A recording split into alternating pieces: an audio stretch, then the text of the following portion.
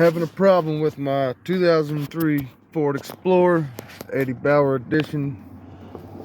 It won't start,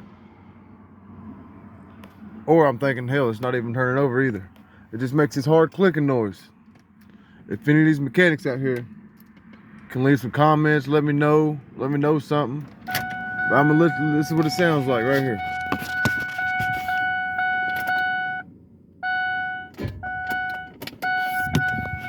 Again.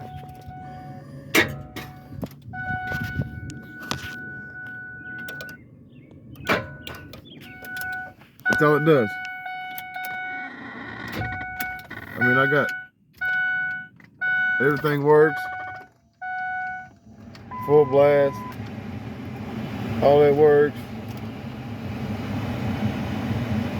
Radio works. I don't know. Any of these mechanics can help a brother out, I'd appreciate it.